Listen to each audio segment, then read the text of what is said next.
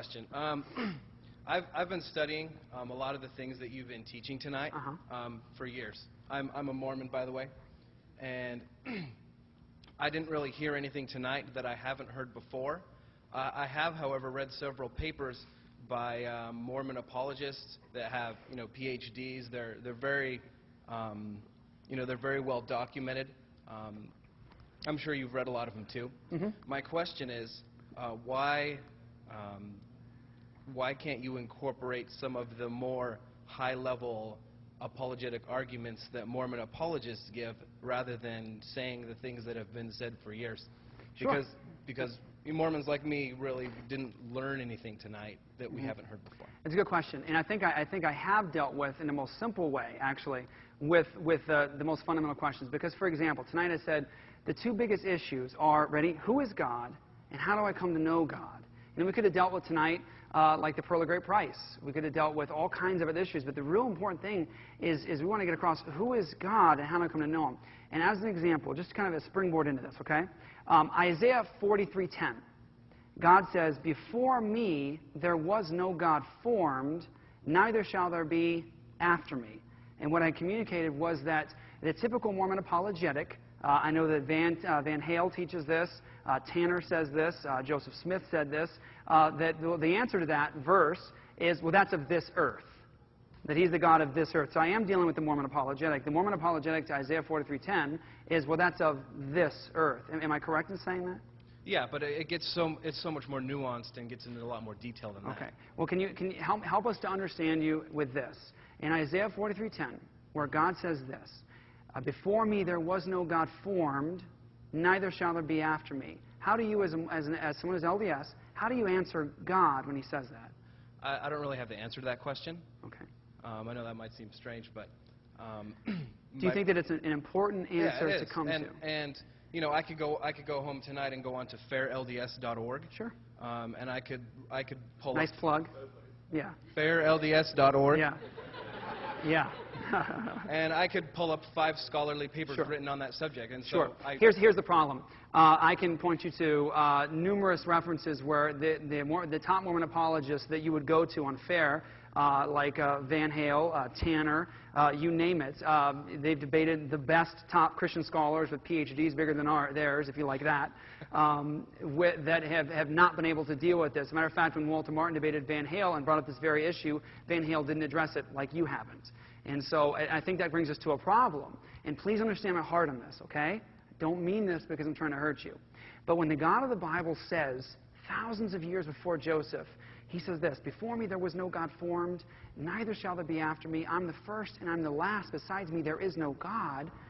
And then Joseph comes along and he says, that's not true. There was gods before God.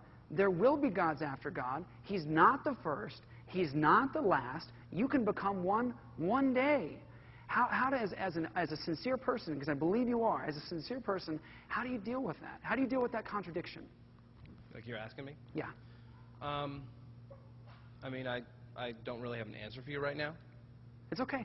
But just, I want you to know, the reason for tonight was to start a dialogue, to start a communication. And I know we've been talking through email, so I at least sent you the one. Yeah. Really get that, okay?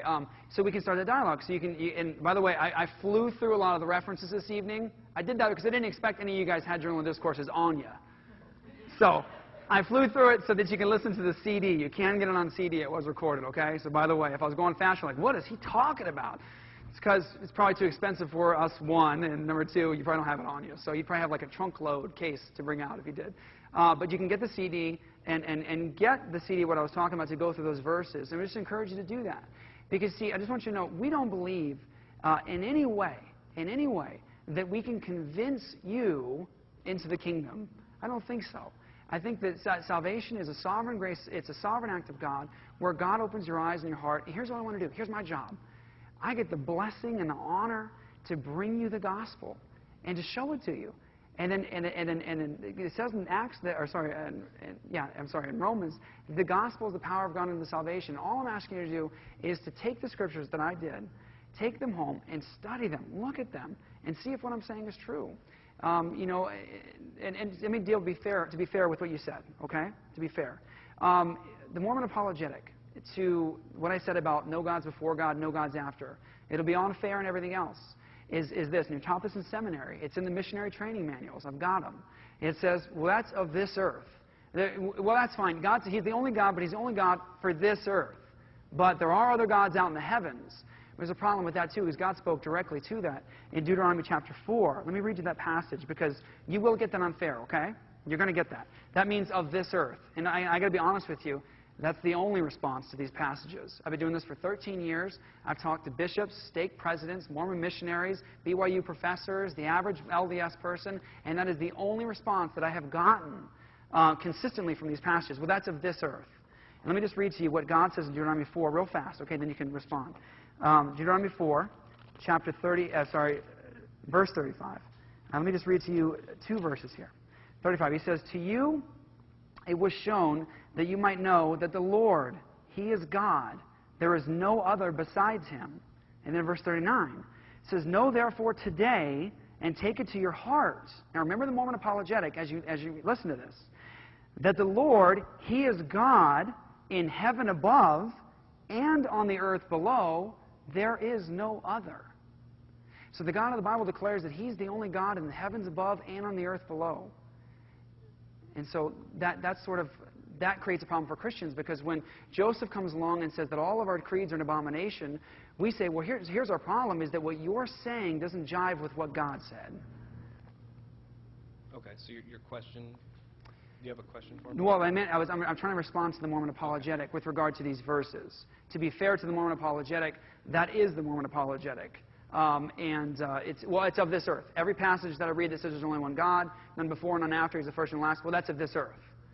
Okay, so. Okay, so that's all right. Okay, all right. But just as far as all the other issues that you raised, there are explanations that I didn't hear you bring up tonight. Okay. That I know are out there, and I don't think that it doesn't seem fair to me for you to be presenting a one-sided view of Mormonism, right.